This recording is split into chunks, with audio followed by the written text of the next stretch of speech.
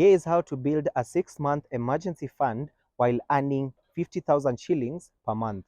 An emergency fund is one of the most important financial safety nets that you can ever build. So this is money that you set aside to cushion you against unexpected events such as job loss, illness, or sudden bills that would otherwise throw you off balance. So financial advisors recommend having an emergency fund that is enough to pay 3 to 6 months of your essential monthly expenses. So with a 50k salary, your net income comes to about 39,000 Kenya shillings.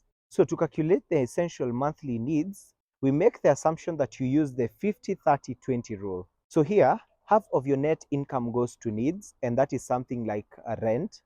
30% goes to wants, and let's say something like subscriptions, and 20% goes to savings. So the emergency fund should be enough to cater for your monthly needs, and in this case, we'll use the 50%, which comes to about 19,500 shillings. So we multiply the 19,500 shillings by 6 to get the 6 months, and that comes to around 117,000 Kenya shillings.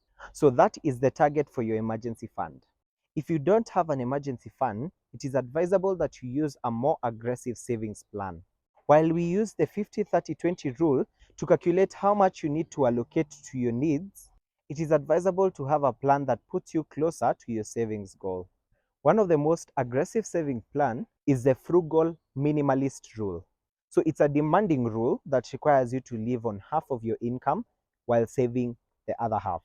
This plan may not be ideal when you're saving for a long period of time, but it works when you want to deny yourself many wants to get to a short or medium-term goal. In this example, this would require you to use the frugal minimalist rule until you set up your emergency fund, and that is saving half of your salary and living on the other half.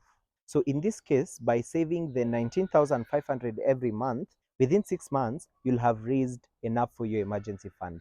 And after achieving that, you can switch back to the 50-30-20 rule. It is not enough to have an emergency fund. Where you keep it matters. Your emergency fund should be invested in an investment vehicle that pays more than the rate of inflation. This ensures that your money is appreciating in value.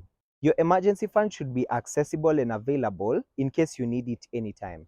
So when choosing where to keep it, liquidity is king. And more importantly, is that you want a low-risk investment for your emergency fund so that when your money grows, it does not come with the risk of losing it under any circumstances.